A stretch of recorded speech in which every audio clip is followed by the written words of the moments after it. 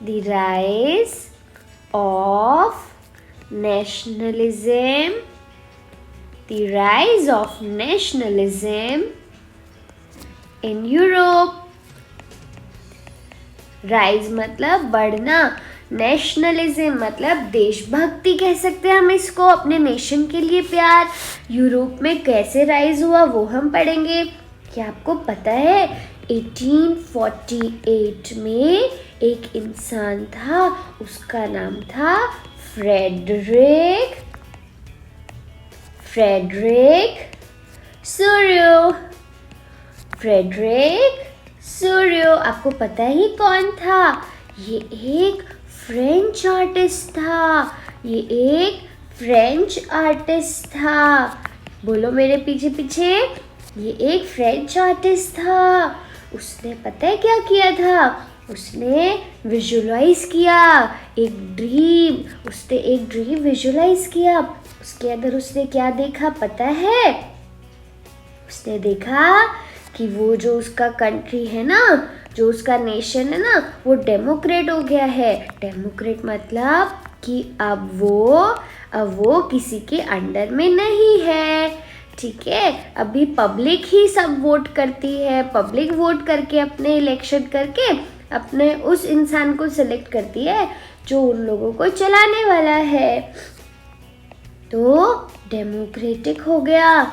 And उसने क्या dream किया कि उसका नेशन सोशली रिपब्लिक हो गया है।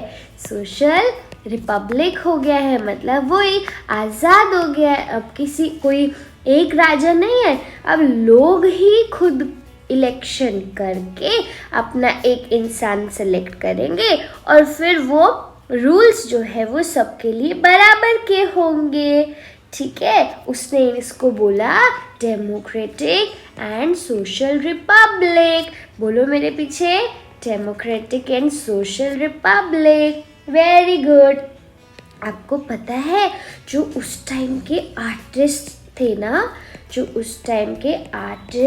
थे ना, वो ना फ्रेंच रेवोल्यूशन के पीछे पड़े हुए थे। उन्होंने बोला फ्रांस में तो रिवॉल्यूशन आना ही चाहिए, बदलाव आना ही चाहिए, कैसे भी करके मुझे बदलाव चाहिए। सारे के सारे आर्टिस्ट इसी चीज़ के पीछे पड़े हुए थे। और उन्होंने पता है इस आज़ादी को किससे पर्सोनिफाई किया? पर्सोनिफाई मतलब किससे उन्होंने देखा कि ऐसी ही हमें आज़ादी चाहिए। उन्होंने पर्सोनिफाइड क्या किया पता है? पर्सोनिफाइड किया लिबर्टी को, आज़ादी को। किस चीज़ से? एक फीमेल फिगर से, एक औरत की फिगर से। ठीक है, एक फीमेल फिगर से उन्होंने बोला कि हम इस फीमेल फिगर से देखेंगे कि मतलब उसका जो तरीका है ये था, जितने आर्टिस्ट थे उसने बोला कि हम फीमेल फिगर से ही पहचानेंगे अपनी आज़ादी को। ठीक है, फिर उसके बाद क्या हुआ पता है? जो मैंने बताया था ना कि वहाँ पे एक फ्रेंच आर्टिस्ट था जिसका नाम था सूर्यो। उसने ना एक यूटोपियन विजन देखा। क्या देखा? एक यूटोपियन विजन, एक ऐसा सपना देखा। उसके अंदर क्या हो रहे थे पता है? पहले लिख लेते हैं इसको याद से। यूटोपियन विजन, ये यूटोपियन विजन। उसमें उसने देखा कि जो लोग हैं ना वो आपस में कैसे रह रहे हैं? ग्रुप बना के रह रहे हैं। Group, very good.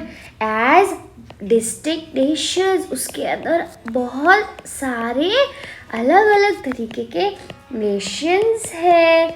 और उन्होंने बोला कैसे आइडेंटिफाई किया, कैसे पहचान लगाई उन ग्रुप्स की, पता है आपको क्लास पे मैम ने पढ़ाया होगा ना। वापस रिवीजन करते हैं। उन्होंने रिप्रेजेंट किया फ्लैग्स से। ठीक है, और एक और चीज़ सी याद करो कॉस्ट्यूम से, कि उनके देश का कौन सा कॉस्ट्यूम होगा।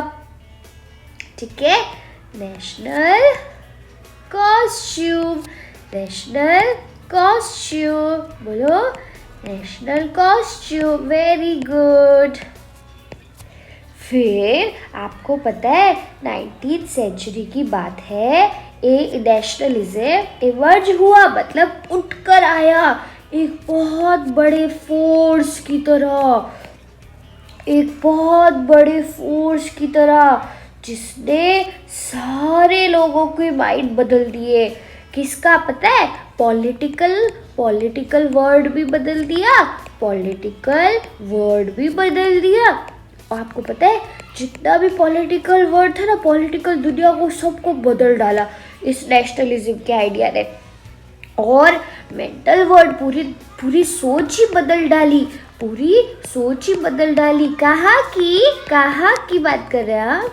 यूरोप की। Very good.